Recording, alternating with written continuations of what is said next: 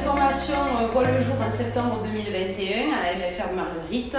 Alors cette décision d'ouverture s'appuie vraiment sur les besoins des professionnels, des entreprises qui ont de plus en plus besoin de personnes compétentes sur le secteur de la gestion et du management d'équipe. Et aussi sur la demande des étudiants qui souhaitent de plus en plus poursuivre leurs études dans le secteur animalier.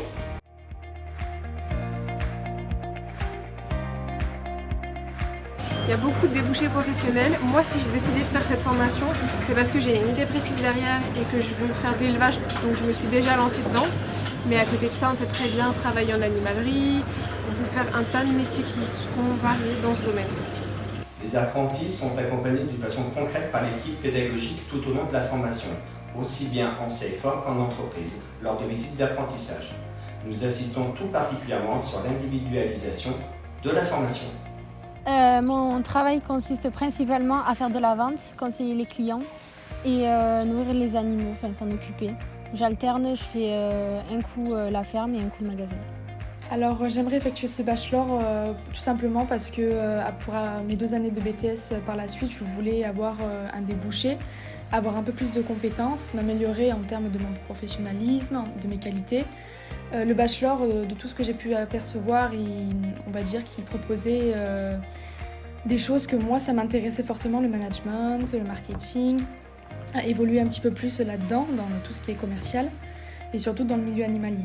Embaucher une personne en bachelor peut être intéressant, après tout dépend le poste visé, mais un poste à responsabilité, d'avoir un bachelor c'est quand même un niveau au-dessus du BTS et donc un diplôme très intéressant de mon point de vue. Prendre un apprenti en bachelor pourrait apporter plus au niveau des responsables de rayon, dans l'accompagnement, venir proposer d'autres projets, d'autres animations, ça pourrait être un plus pour accompagner le responsable de rayon.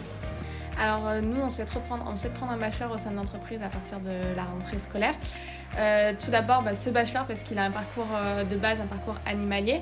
Donc nous, ça va répondre à nos attentes dans les magasins étant donné qu'on a des rayons animaliers. Ensuite, l'idée c'est de pouvoir intégrer des futurs apprentis pour ensuite pouvoir les former, les embaucher derrière et pouvoir les faire évoluer dans le futur sur des postes de chef de rayon ou chef de secteur. Donc au niveau animalier, mais aussi également au niveau végétal ou autre.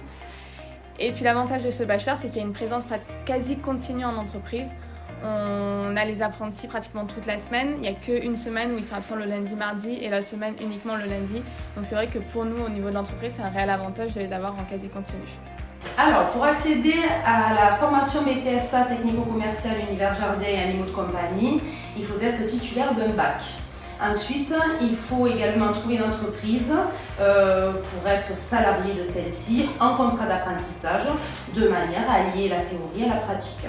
Ensuite, pour accéder au bachelor chargé de gestion et de management en structure animalière, il faut être titulaire d'un niveau Bac plus 2 et également trouver une entreprise du secteur animalier pour pouvoir réaliser ces semaines d'expérience en entreprise.